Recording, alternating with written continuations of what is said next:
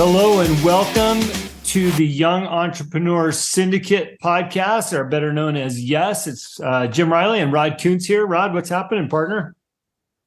Hey, everybody out there. I'll tell you, we had our first snow of the season, and I learn a new lesson every year with the first snow. And so I'm inspired is what I am. I'm tired. I found muscles I haven't used in a while. And I'll tell a quick story on myself, Jim, because I don't know if this happened to you, but I didn't put my snow brush, the ice scrapers and stuff in my car, even though I knew the snow was coming. And you just make that mistake once. Yes. So I made it. Especially on the kind of snowstorm we had. And you commented on the video that I posted yesterday that my snowplow was buried in my shed. It's funny, I've received more comments and texts on that than just about anything else. I think people enjoy pain through the visuals of social media. Right. Well, and maybe that's it. People can relate to pain and frustration. Yeah. And that brings us to today's topic. Yeah. Dealing with failure. Yeah. Dealing with failure and how you do that. Right. So, yeah. And by the way, if you're listening to this show, this is a new show. This is an extension to our Young Entrepreneur Syndicate, which you can become a member of. If you go to youngentrepreneurs.syndicate.com, you will find the membership area there. And we offer tons of great stuff on the back end, educational materials. We've got a library of books. You've got access to Rod and myself and Rachel, our marketing expert, through some private coaching, as well as our weekly Zoom call. So this, like I said, this is an extension of that. And this week we're talking about dealing with failure. Rod, the first thing that I talked about, really, in my opinion, is that I'm not a big fan of calling it failure. I actually use that opportunity to pivot and then shift into the direction that I need to go, and that will allow me to excel on that. So if I fail at a business venture or at a task or at a goal, instead of getting down on myself and crawling in a hole, I look at that as an opportunity to pivot, shift, and then excel in the direction I'm going. I mean, what's your approach on failures? Well, I'll tell you, the first thing I will say is my gut reaction is always to be frustrated, sometimes angry with myself. But I've spent my entire life and careers doing after actions reports, right? Mm-hmm. So I'm real big on what went wrong, what could have I done better.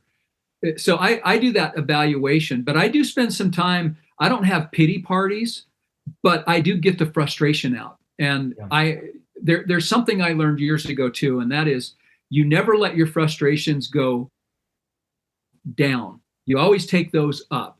So a mentor, or I confide in my spouse. We have a great business and working relationship besides just a romantic relationship and a parenting relationship.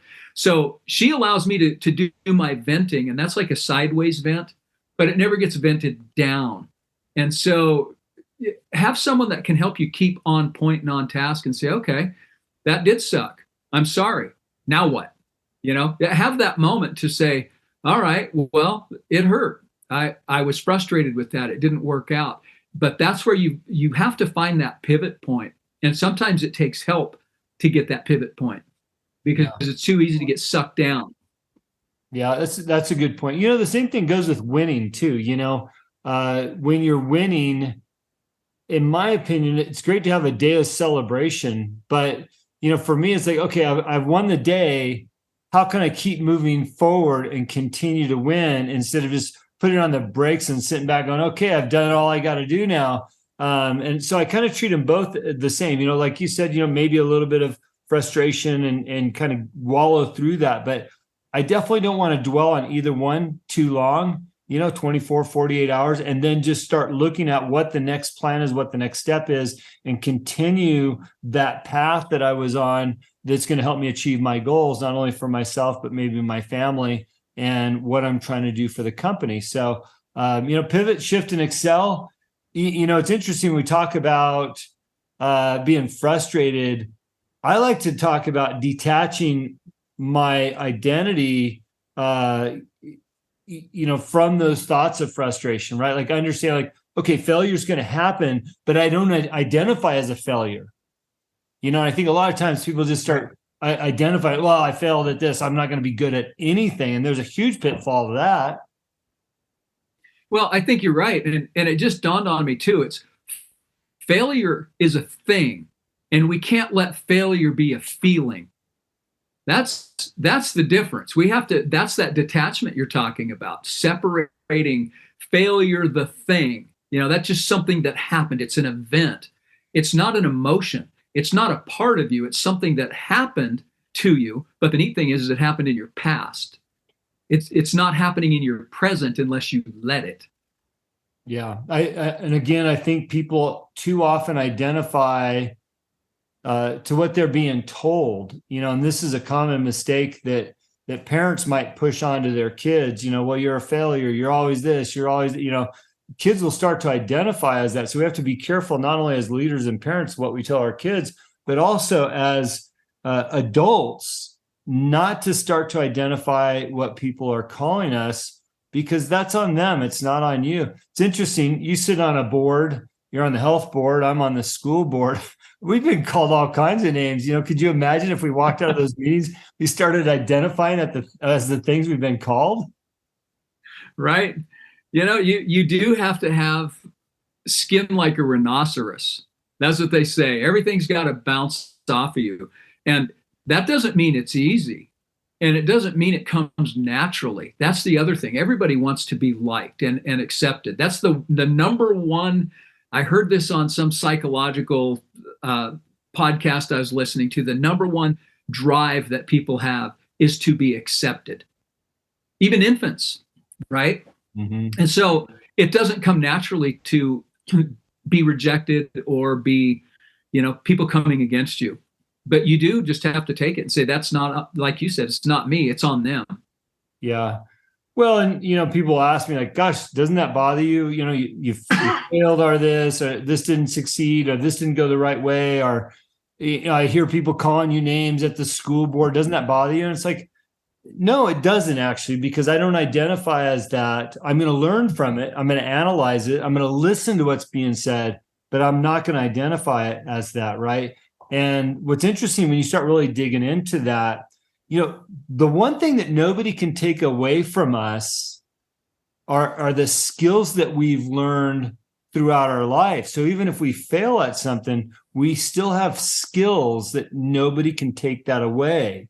Right. And it's those skills that we can really build up and strengthen, and we can go after more skills so that we can avoid failure in the future. I think people forget about that. Like, you bring something to the table.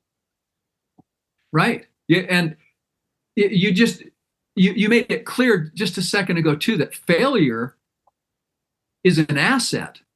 If you look at it as a learning opportunity, failure becomes an asset. And too many people look at failure as a liability. So you failed. Okay. Yeah. Even marriages, right? People may have had a failed marriage. That doesn't mean that they're failures. It means that they've learned something from that, hopefully, and that becomes an asset. They're not going to make those same relationship mistakes again. In the business world, you're not going to make those same business mistakes again. You're not going to make the same hiring mistakes again, the same social mistakes. So it's an asset if you treat it as such. And that gets into that whole pivot and switch and then move forward. Well, Rod, I've had a failed marriage. I've had a failed business. I've had failures at school, failed investments. But you know what? They've all been learning lessons that have allowed me to excel beyond that lesson, beyond that failure. Now, if I allowed that to define me and that became my identity, I'd still be in that same spot that I was 10 years ago, 15 years ago, 20 years ago. The times that those things happened to me, I'd still be in that same spot. And unfortunately, I think we see too many people staying in that spot. My mom, God love her, she says, people sit in their own shit because it's warm. And when you really think about that, it's like, right. You know what, Mom? You're right. People do. Yeah, you get into that even it becomes a comfort zone. But what a terrible place to get comfortable. Yeah. in failure, to get comfortable in failure, to get comfortable in negativity and self-doubt. That's not a good place to get comfortable.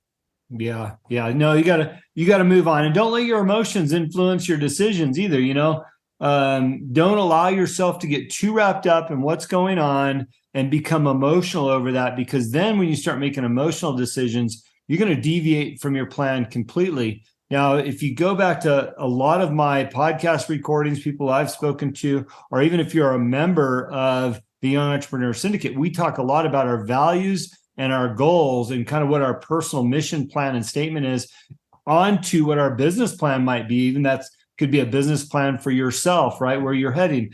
Don't allow your emotions to influence the direction you're going, or the values that you've established for yourself. You're right. And the other thing we talk about is not only having that plan. And a lot of people, they have a mental plan, right? Well, that didn't work out. That's not enough. You've got to have a written physical plan. You have to have something you can rely on, something you can go back to, and it puts it on paper. It gives you something to focus on besides something yourself. If your plan's in your head, you're going to focus in your head. If your plan's on paper, even if it's failed, right? It's something separate from what's in your head. And then you can deal with it. You can get out of that emotional part really easy if it's about the plan and not about your purpose. Yeah. By the way, a little left turn here. I've been enjoying the Game podcast by Alex Hormozi, Hormozi. Rod, I've sent you a couple of his clips on Instagram. But he talked about this little, when you start talking about your plan and schedules and stuff like that. Like I said, it's a little bit of left turn. It says to maximize your day and your plan, break it out in 15-minute increments and see how productive you are every 15 minutes. Productive towards what your goal and objective is that day. And I thought, wow, that's a pretty neat insight. I talk about finding the white space on your calendar to find opportunity. But if you took that white space and you broke it down into 15-minute increments, you really could be efficient, in your work towards achieving a goal. And then his latest show that I listened to was the 10 conversations I had that changed my life. And I listened to that and I just thought, if you could reflect back on the things that have helped giving you that direction and really hone in on them and focus on them, right? You could find that you're off path, and maybe that's a reason for potential failure. And all it's going to take is, like I said earlier, pivot and shift and go back towards what your plan was. I'm glad you brought that up, because listening to other outside influences, even if you don't agree with everything someone says, I guarantee you there's some nugget you can pull out that you can hang your hat on, that can help you pivot, can help you shift, can help you stay out of the emotional minefield and get back on task. And so you and I both, Jim, I know we reach out to other people. We're involved in other activities, other groups, and podcasts, reading. Those are places and ways to get out of your own head and find new focus, helping that pivot, shift, detach things, and not get emotional about it. Yeah. Well, a couple quick things on my end, Rod, to wrap this conversation up is, regardless of the level of your failure, there is light at the end of the tunnel. And all you have to do is work hard to solve your problem and create the solutions to get past that failure. There's always a solution, like what Rod said earlier, reaching up, find that mentor, find that coach, find that person that will help you get to the solution of your problem. It can be solved. So failure is not an option. It's looking past that, getting back on track with what your own personal business plan is, what your values are, what your goals are, and you can get there, right? And the way I look at it, and this is my final statement, is you can grow from your failures. We've already touched on that. To me, failure is an opportunity to do something different, do it better, and redirect and see that success at the end of the tunnel. I think it's great. Here's my final reminder. You can't look good and get better at the same time. I'll say it again. You can't look good and get better at the same time.